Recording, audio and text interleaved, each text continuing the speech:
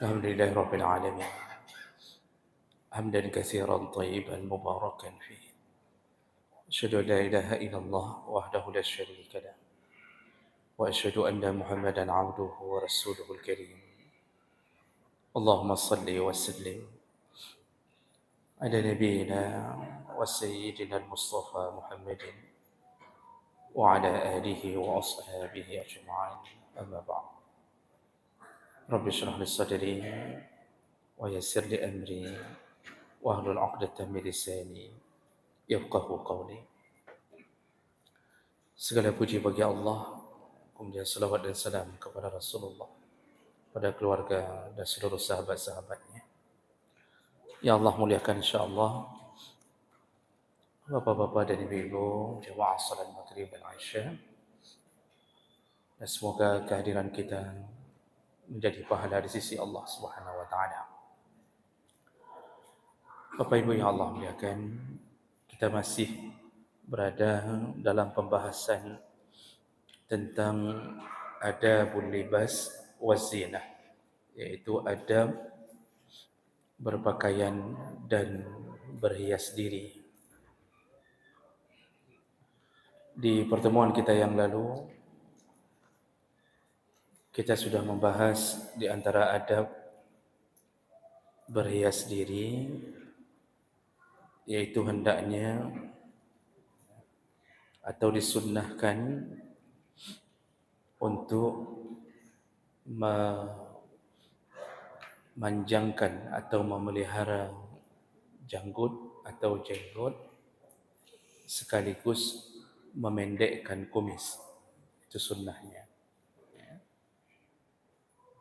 Dan kita sudah sebutkan pandangan para ulama menyebutkan bahawa memendekkan kumis itu merapikannya. Jadi bukanlah sebuah perbuatan yang berdosa ketika kumis itu panjang, tapi memendekkannya, merapikannya itu menjadi hal yang dianjurkan dalam agama. Baik, kita lanjutkan adab berikutnya dalam berhias diri, yaitu as-sunnah taghyir asy-syaiba bighairi sawad. Sunnah hukumnya untuk merubah warna uban selain warna hitam. Jadi disebutkan di sini bahasa sunnah berarti ada anjuran untuk menyemir rambut yang sudah beruban atau sudah berubah warna memutih. Dan ini berdasarkan hadis Nabi sallallahu alaihi wasallam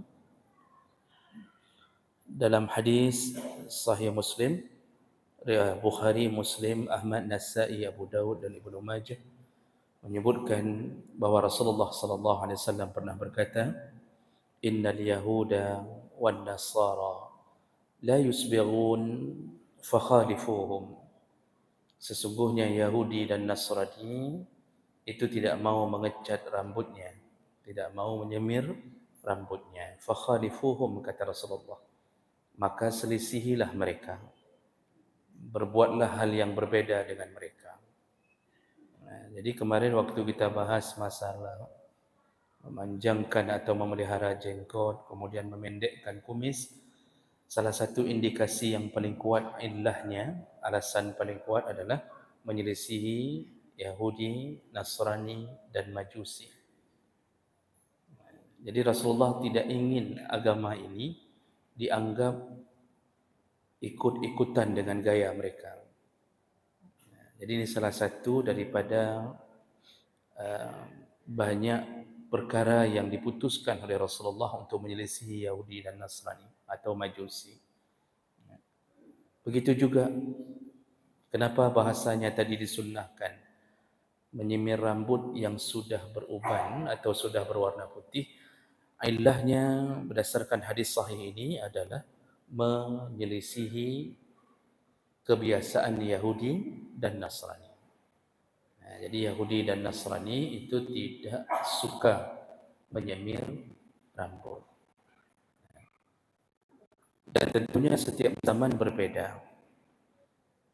Bisa jadi hari ini mereka sudah suka menyemir rambutnya. Walaupun begitu, tetap kita mengikuti tuntunan awal dari Rasulullah bahwa menyemir rambut selain daripada berwarna hitam disunnahkan atau paling kurang dibolehkan. Tapi dilarang dengan warna hitam. Rasulullah sallallahu alaihi wasallam ketika bertemu dengan ayahnya Abu Bakar radhiyallahu anhu dan sudah tua sekali, lalu Rasulullah melihat rambut ayahnya Abu Bakar, yaitu Abu Quhafah, semua sudah putih. Rasulullah berkata kepada Abu Quhafah, "Ghayyiru hadha bisyai' wa jannibu as-sawada." Jadi kan kalau Abu Bakar dan Rasulullah itu kan teman bermain dari kecil, umur agak seimbang-seimbang. Saya lupa, entah tua Rasulullah 2 tahun. Jadi Abu Quhafah, ayahnya Abu Bakar, bertemu Rasulullah. Maka Rasulullah mengatakan, rubahlah, rubahlah rambut yang putih ini. Artinya maksudnya, semirlah atau ubahlah warnanya. Wajannibuhu as-sawad. Tapi hindarilah warna hitam, kata Rasulullah. Jadi ini malah disuruh oleh Rasulullah bagi yang sudah beruban untuk mengubah warna rambut, tapi hindari warna hitam. Nah, kenapa disuruh hindari warna hitam? Keterangan dari para ulama, karena ada banyak hadis juga yang menyebutkan dilarang memakai warna hitam. Keterangan para ulama menyebutkan warna hitam itu terlarang karena ada unsur merekayasa umur. Jadi otomatis kalau orang yang sudah beruban banyak putih rambutnya dicat dengan warna hitam, maka itu ada unsur merekayasa umur, disengaja atau tidak disengaja. Namun sebahagian ulama juga mengatakan kalau seandainya tidak bermaksud merekayasa umur, terkena hukum makruh. Nah, jadi tidak sampai pada haram, tapi terkena hukum makruh.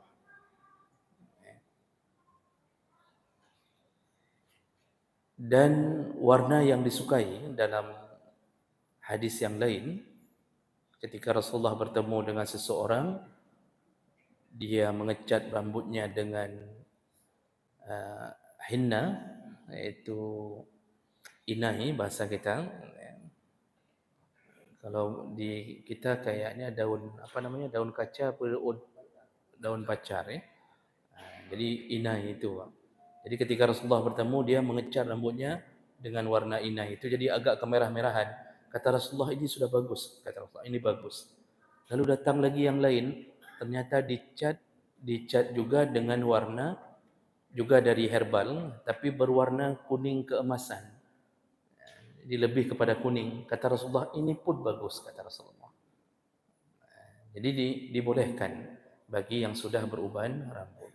Namun perbuatan anak muda hari ini mengecat rambut dengan warna ungu, jingga, biru, ini tidak dibolehkan. Karena alasan tadi adalah alasan bagi yang sudah beruban, bukan untuk bergaya. Jadi tidak boleh mengecat rambut bagi anak muda untuk bergaya-gaya. Malah sekarang sudah masuk dalam kategori tasyabbuh yang kita sebutkan, meniru-niru gaya orang kafir. Bukan gaya orang kafir itu. Artis-artis dari Barat, Korea, apalagi jadi mimpinya anak muda hari ini itu tentang dunia Korea, Korea Selatan, ngecat rambut sehingga menjadi tren. Ini haram, tidak dibolehkan. Dan dari kelakuannya kita tahu siapa orang tuanya. Kenapa orang tuanya bisa sampai punya anak begitu? Nah, ada kemungkinan dibiarkan dari kecil atau dituntun dari kecil. Jadi dari kecil pun gaya potong rambut itu sudah bergaya. Jadi orang tuanya yang tuntun. Kadang-kadang datang orang tuanya ke tempat pangkas itu disuruh buat garis, buat garis, kapegak garis baju, bareman baju anak ilmu. Nah, jadi disuruh buat garis supaya reman sikit anaknya biar ditakuti di komplek. Nah, ini pendidikan orang tua mempengaruhi. Makanya anak itu cerminan kita. Dah pegah hadro tu malim, tapi anak kita kok bisa lempang begitu saja keluar dari rumah tanpa ada rasa takut. Yang perempuan pakai celana ketat. Ini menunjukkan siapa kita sebenarnya. Nah, ini cerminan dari karakter anak, kita bisa tahu orang tuanya. Nah, Bapak Ibu yang Allah muliakan, mengecat rambut hitam yang dibenarkan dalam beberapa dalil itu ketika berada di medan perang. Jadi bahkan Imam Nawawi menyebutkan dalam kitab Majmu' ketika beliau sudah menyebutkan hukum makruh mengecat rambut dengan warna hitam, ada mazhab lain seperti mazhab Hambali mengharamkan langsung. Sebenarnya mazhab Syafi'i mengharamkan mengecat rambut dengan warna hitam. Haram Pak dalam mazhab Syafi'i. Namun ada yang tidak sependapat di antara semua ulama-ulama Syafi'i ya. Jadi ada khilaf. Nah, sebahagian menyebutkan makruh. Haram lebih kuat dalam pandangan mazhab Syafi'i mengecat rambut dengan warna hitam. Lalu disebutkan salah satu tempat yang dibolehkan untuk mengecat rambut warna hitam adalah ketika sedang berjuang fi sabilillah, iaitu sedang berada di medan perang. Apa tujuannya? Supaya musuh mengira bahawa pasukan Islam muda semuanya. Padahal ketua-tua. Jadi dengan mengecat rambut hitam, mereka mengira ini orang-orang muda semua yang berperang. Dibolehkan menggetarkan musuh. Jadi kalau dalam medan perang itu ada beberapa yang enggak dibolehkan. Contohnya mengecat rambut. Kemudian dibolehkan menyombongkan diri. Dibolehkan menyombongkan diri. Dalam hadis disebutkan Abu Dujanah ketika dalam salah satu perang dia memakai ikat kepala berwarna merah. Lalu dia membusungkan dadanya dan dia menantang-nantang. Dengan suara lantang, dia menantang. Jadi Abu Dujanah teriak-teriak di tengah medan itu. Jadi sombongnya nampak sekali. Dia tantang habis-habisan orang kafir. Rasulullah kemudian mengatakan, sebenarnya perbuatan ini tidak boleh. Tapi dibolehkan di medan perang. Jadi kalau di medan perang itu boleh sombong. Kita tidak. Di luar medan perang kita sombong. Dalam medan perang langsung KO. Hana terjun mana hana terjun tapu. Oh kalau di luar medan perang, oh kita remannya. Nah, ini aneh. Sesama orang salat kita premannya. Dengan orang ahli maksiat kita pelakunya. Jadi preman nampak berdua. Disuruh reman itu di medan perang kepada orang kafir. Silahkan reman. Jadi model. Begitu juga mengecat rambut hitam sebenarnya terlarang, tapi di medan perang dibolehkan untuk menggetarkan musuh. Tapi itu berlaku dulu. Sekarang masih boleh, namun sekarang metode perang tentu berbeda. Orang kan hari ini enggak lihat lagi siapa orang. Ya, karena perang hari ini kan model dari jauh, bukan lagi tak temetak. Dulu kan model memang bawa pedang langsung bacok, pukul, tebas di tempat.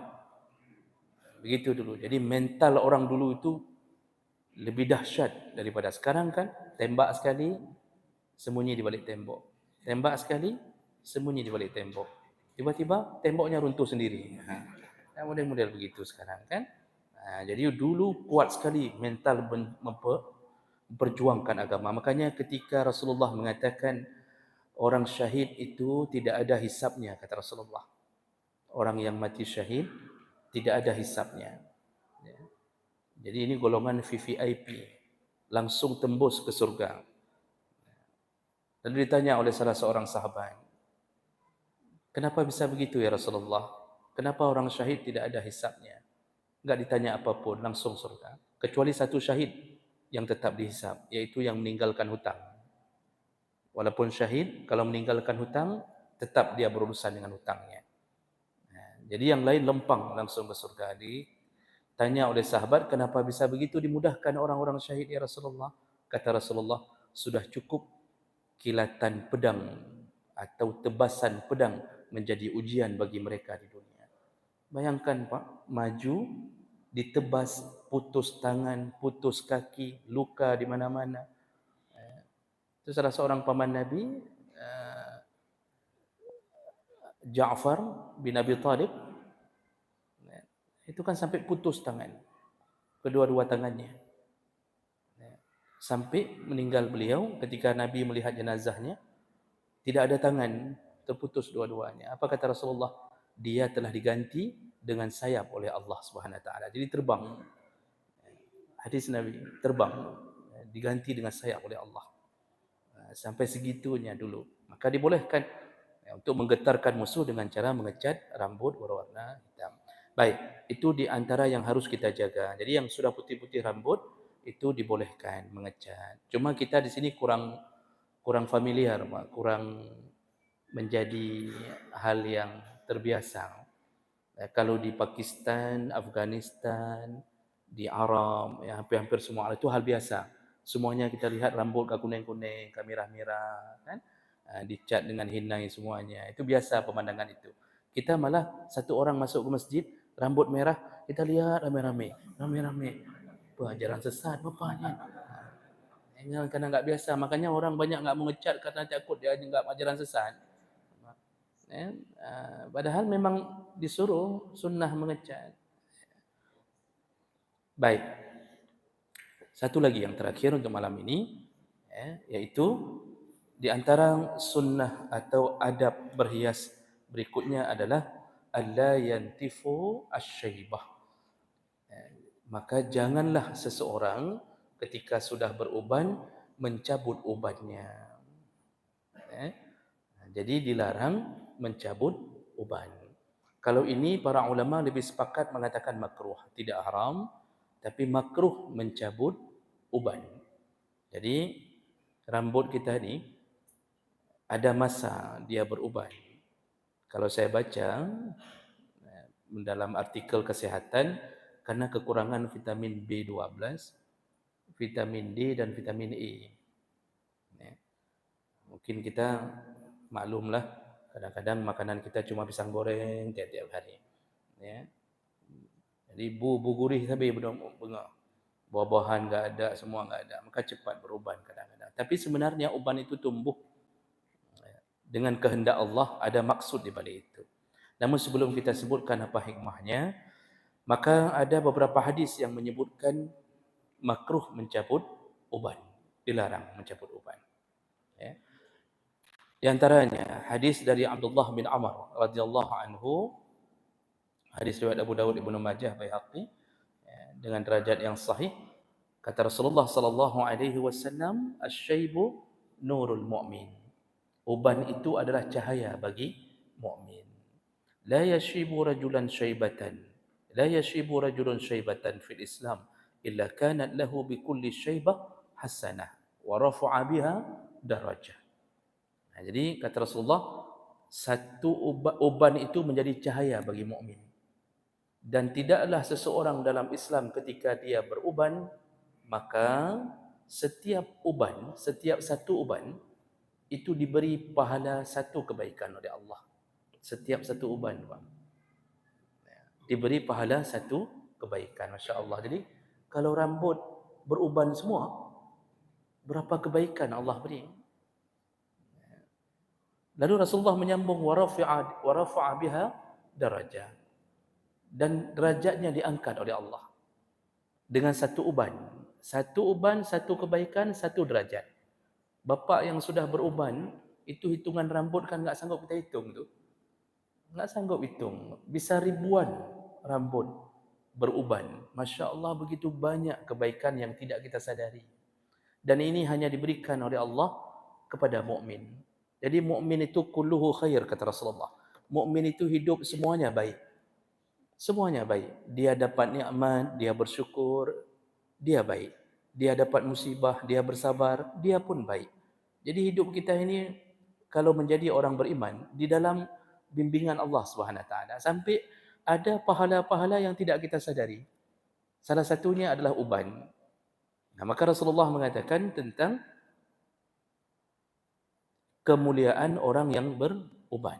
Nah, ini yang menjadi faktor pertama, jangan dicabut. Kemudian ada hadis lain dari Abu Hurairah radhiyallahu anhu, hadis riwayat Ibnu Hibban dengan derajat hasan sahih, kata Rasulullah sallallahu alaihi wasallam, la tantifu asy-syaiba. Janganlah engkau mencabut uban, fa innahu nurun yaumal qiyamah. Karena ubanmu itu adalah cahaya di hari kiamat. Kata Rasulullah. Wa man syaba syaibatan fil Islam. Barang siapa yang beruban dan dia masih dalam keadaan Islam, bukan kafir, maka orang kafir yang beruban tidak ada harga di sisi Allah. Orang Islam beruban, satu ubannya satu kebaikan tadi. Sekarang kita dengarkan hadis ini.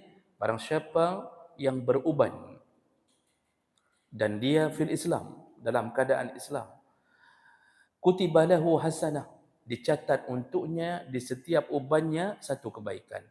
Wa hutta anhu biha khati'ah, dihapuskan satu kesalahan.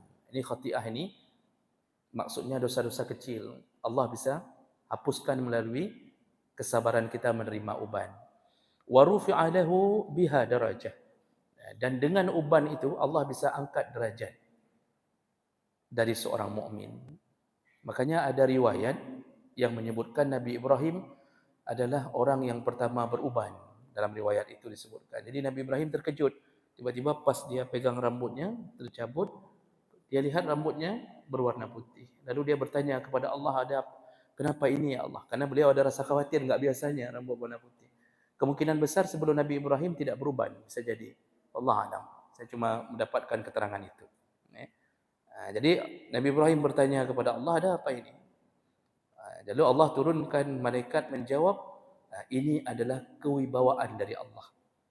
Ini datang kehormatan dan kewibawaan dari Allah. Lalu Nabi Allah Ibrahim mengatakan, kalau begitu, tambahlah ubanku ya Allah. Beliau minta tambah uban. Jadi bapak boleh berdoa, ya Allah, nama putih je mandum juga. Jadi yang selama ini sibuk dengan obat, kayak mana caranya supaya enggak beruban, datang sampai ada yang berobat ke Singapura. Jadi dengan hadis-hadis Nabi yang sahih-sahih ini, maka jangan khawatir beruban. Ini adalah salah satu kemuliaan dari Allah Subhanahu wa taala. Kemudian hadis yang ketiga dari Fudalah bin Abid radhiyallahu anhu, Nabi sallallahu alaihi wasallam berkata, "Man syaba syaibatan fi sabilillah kanat lahu nuran yaumal qiyamah." Barang siapa yang beruban dan dia sedang di jalan Allah, artinya berjuang berada dalam Islam di jalan Allah, maka uban itu menjadi cahaya untuknya di hari kiamat. Faqala rajulun 'inda zalik. Lalu ada seseorang yang kemudian berkata, fa inna rajulan yantifu asy-syaiba, ya Rasulullah, kalau ada orang yang mencabut ubannya bagaimana hukumnya ya Rasulullah? Kata orang ini. Faqala Rasulullah sallallahu alaihi wasallam, Rasulullah berkata, man syaa'a falyuntif nurahu. Yang ingin dipadamkan cahayanya di hari kiamat oleh Allah, silahkan cabut ubannya. Jadi Rasulullah mengancam yang ingin dipadamkan cahayanya di hari kiamat, cabutlah uban. Ini hadis ini ya, dari Ahmad Al-Bazzar Tabrani ya, dengan derajat yang hasan. Jadi hadisnya kuat-kuat tentang masalah cabut uban. Sampai Rasulullah mengatakan, mau hilang cahayamu di hari kiamat, cabutlah uban. Maka dari situlah muncullah hukum makruh mencabut uban. Imam Nawawi juga menegaskan, Ibnu Hajar Al-Asqalani menegaskan makruh hukumnya mencabut uban. Kecuali menjadi mudarat. Arti mudarat tiba-tiba timbul penyakit di kulit kepala gara-gara uban. Ya. Contoh ini, mungkin ada apalah kromosomnya, entah mungkin ada apa kejadian kan. Lalu terpaksa dicukur atau dicabut dengan suruhan ahli. Jadi doktor mengatakan, Pak, ni tak boleh dipelihara ni. Ini bahaya, ini lama-lama menyebabkan kanker kulit, misalnya gitu. Di saat seperti itu menghadapi mudarat, maka tidak mengapa. Tapi kalau aman-aman, Pak, cuma gatai-gatai mendeng, cuma gatal-gatal saja. Ada juga yang enggak beruban memang kagatai roh ke. Ada yang model gatal sebelum beruban. Ini kalau beruban tiba-tiba gatal, cukup garuk. Garuk, tidak perlu sampai cabut. Hari ini kan kita kadang-kadang itu ada orang-orang yang belum mendengarkan kemuliaan orang beruban, itu duduk khusus habis salat zuhur duduk, monyet di atas, orang di bawah. Bukan cabut kutu aja, uban-uban lagi cabut. Kadang-kadang sama kawan atau ada nenek suka tu cabut-cabut uban, kena duduk kena, kata si nenek. Duduk anaknya dah tua juga ni.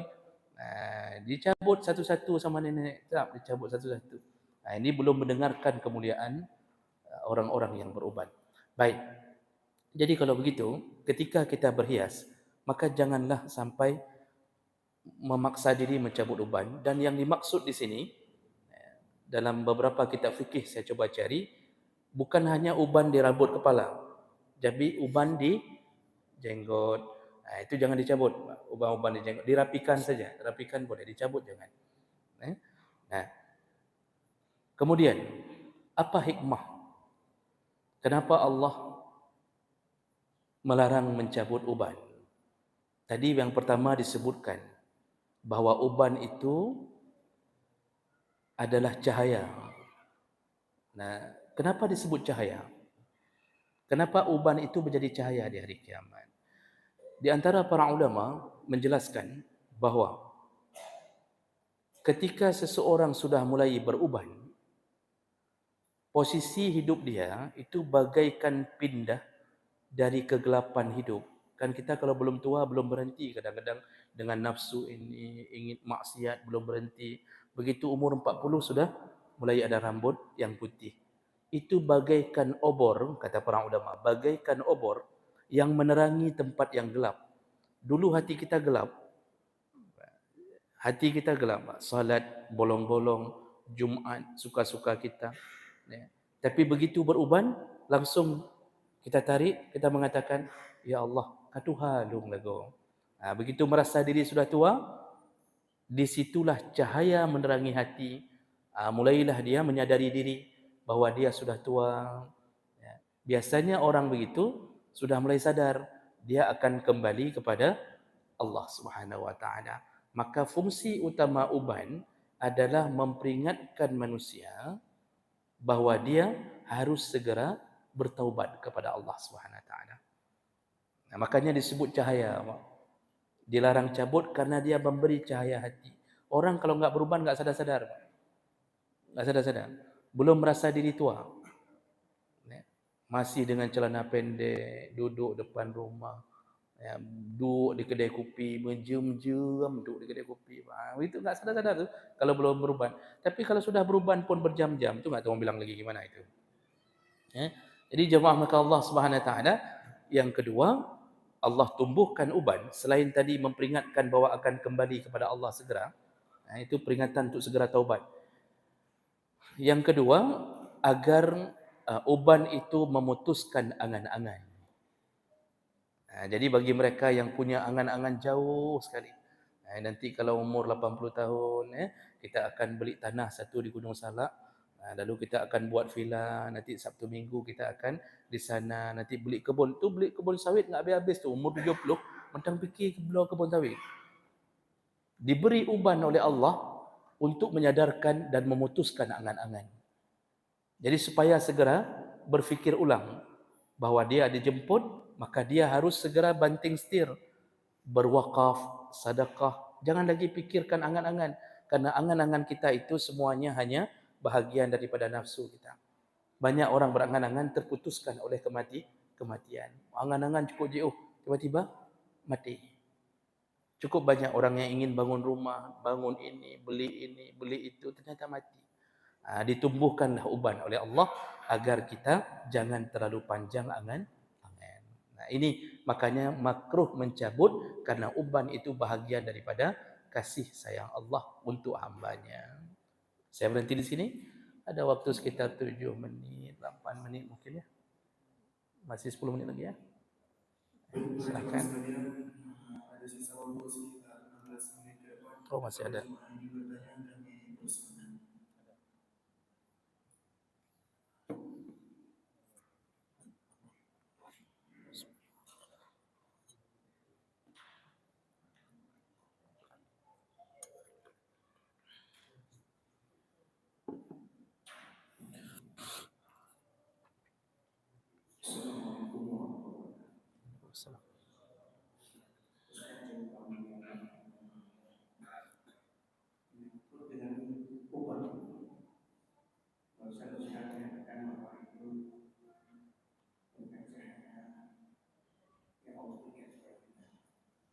Sekarang yang menjadi perbedaan bagi saya, dia di orang muslim, tapi dia nggak pernah sholat. Rambutnya sudah berubah, nggak pernah sholat. Apakah dia juga mendapat cahaya yang dimaksud tersebut? Karena nampak sekali dia nggak pernah. Kalau kita tanya kemana kita, jawaban ke barat. Jadi usali pada berubah, usali pada baratnya. Maka ini kami mohon berusaha untuk mengingatkan. Apakah khusus untuk orang Islam yang beriman atau semuanya? Terima kasih. Assalamualaikum warahmatullahi wabarakatuh. Waalaikumsalam warahmatullahi. Satu lagi. Ya, Pak Abdullah, silakan. Pak. Assalamualaikum warahmatullahi wabarakatuh. Waalaikumsalam. Sebenarnya dengan uraian yang pertama, hubungan senang hijau dengan warna yang hitam dengan warna agak merah atau kuning. Tapi kita lihat orang yang non-muslim itu begitu lahir dia namanya kuning. Bapak itu tidak, karena dia belum, maka itu tidak tersabut dengan mereka. Kemudian dari riwayat tersebut ada agak bertolak belakang. Sedangkan Rasulullah disuruh sengaja, sedangkan Allah menyuruh untuk memelihara karena itu sinar. Yang sebenarnya itu bagaimana? Kemudian serta dengan dicabut. Kalau dipotong dengan angka sunnah tidak mampu. Sekian. Waalaikumsalam warahmatullahi wabarakatuh. Baik, saya jawab ini dulu Bang, nanti kita lihat sisa waktu. Yang pertama tadi tentang orang yang sudah beruban tapi tetap maksiat kepada Allah. Apakah dia juga akan mendapatkan cahaya di hari kiamat? Nah, tadi sudah dijelaskan bahwa cahaya yang dimaksud ya, yang terutama adalah cahaya peringatan dari Allah. Jadi seperti dia seperti dipindahkan oleh Allah dari kegelapan hidup, gaya hidupnya yang gelap, diberi cahaya ketika beruban, sudah menyadari diri bahwa dia tua, dia mulai bertaubat. Itu cahaya yang pertama yang dimaksud. Kalau nanti yang dimaksud dengan cahaya di hari kiamat bisa juga bermakna majazi, bisa bermakna hakiki. Ya. Jadi ini dua makna bercahaya ini. Bisa makna majazi yang kita sebutkan tadi, gara-gara ubannya lah dia diselamatkan Allah di hari kiamat. Bagaikan orang yang diberi jalan untuk menuju ke tempat yang terang. Itu makna majazi, sudah jelaskan oleh para ulama. Tapi bisa juga Allah ingin memberi cahaya langsung pada pada mukmin yang beruban di hari kiamat. Bisa juga begitu. Jadi sebagaimana Nabi pernah mengatakan orang yang berwuduk akan mengeluarkan cahaya pada bekasan wuduknya, maka Allah juga bisa membuat tiba-tiba rambut mengeluarkan cahaya. Itu hak Allah. Tapi yang intinya apa? Uban itu datang untuk memperingatkan orang yang di dalam kegelapan. Yang maksiat disuruh taubat, yang kurang beramal disuruh tambah amal. Percepat bertambah amal, wakafkan harta. Begitu. Nah, bagaimana kalau sudah juga diberi peringatan oleh Allah tetap enggak salat? Kalau dalam surat Al-Isra disebutkan orang kalau sudah mencapai umur 40, wa iza balagha 40 sana, itu kalau sudah mencapai umur 40, orang harus segera sadar bahwa dia telah sempurna nikmat untuknya dan dia harus siap-siap kembali. Maka disuruh berdoa, Rabbi auzi'ni an ashkura ni'mataka allati an'amta alayya. Jadi kalau sudah 40 tidak juga taubat, berhati-hatilah. Kemungkinan kita bahagian dari orang-orang yang distempel hati oleh Allah. Karena 3 kali tidak salat Jumaat, itu bisa menyebabkan stempel hati. Nah, ini harus segera memaksa diri untuk berpindah ke amalan-amalan saleh. Jadi bukan bermakna dengan uban orang jaminan surga, enggak disebutkan itu tadi.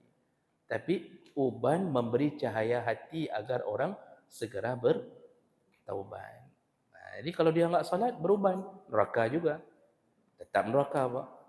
Kan begitu ceritanya, ya. Nah, jadi itu semua peringatan dari Allah. Kemudian pertanyaan yang kedua. Tadi disunnahkan oleh Nabi, Nabi suka ketika ada yang mengecat rambut dengan hinnai, itu berwarna agak merah, warna kuning. Nah, orang hari ini di barat itu rambut lahir langsung kuning. Apakah kita termasuk bertasyabbuh dengan itu? Tentu tidak. Karena yang dibicarakan dalam masalah uban ini bagi orang yang sudah rambutnya putih, umur yang sudah lanjut yang menjadi target pembicaraan.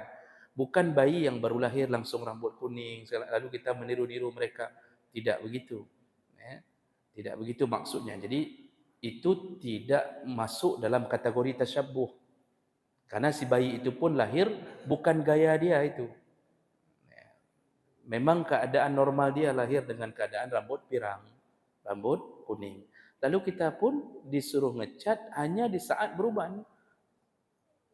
Ketika tidak beruban pun enggak disuruh cat dengan begitu. Jadi bukan masuk kategori bertasyabbuh. Apalagi waktu itu sandaran Nabi lebih banyak kepada Yahudi dan Nasrani. Dulu Yahudi dan Nasrani kan Pak, itu kan paling banyak dari bangsa Romawi, Majusi dari Persia, Yahudi dari Bani Israel. Itu rambut pun dari dulu tidak pirang. Nah, jadi ke sana arahnya. Jadi golongan barat Eropa hari ini, itu peranakan-peranakan yang kemudian mulai terjadi perubahan genetika. Jadi tidak termasuk tasyabbuh dengan mengecat warna merah dan kuning dengan masalah itu. Kemudian apa satu lagi tadi Bapak? Ya, Rasulullah suruh ngecat uban. Lalu ada hadis yang lain disuruh pelihara uban. Suruh jangan cabut. Begitu apa ya?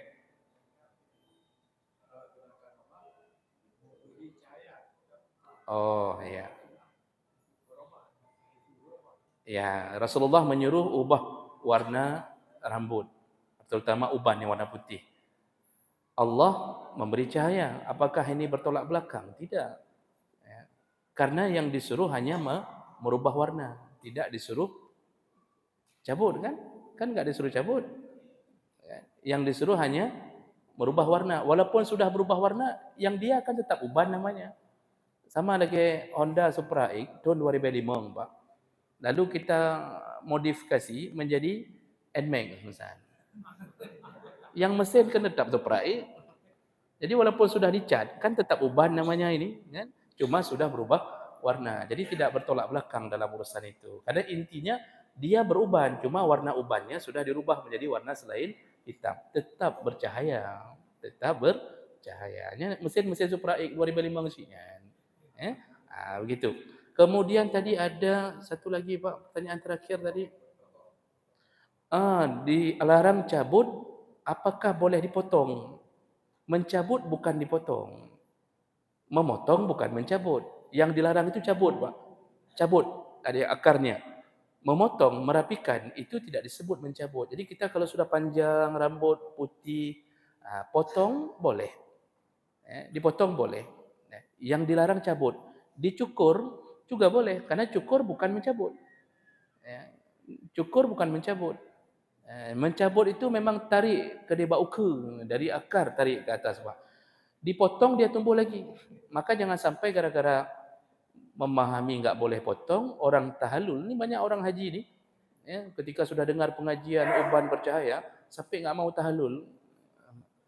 Jangan sampai begitu. Jadi begitu mau dipangkas, enggak, ini jangan pangkas, jangan tetap tahallul disuruh plontos, disuruh botak.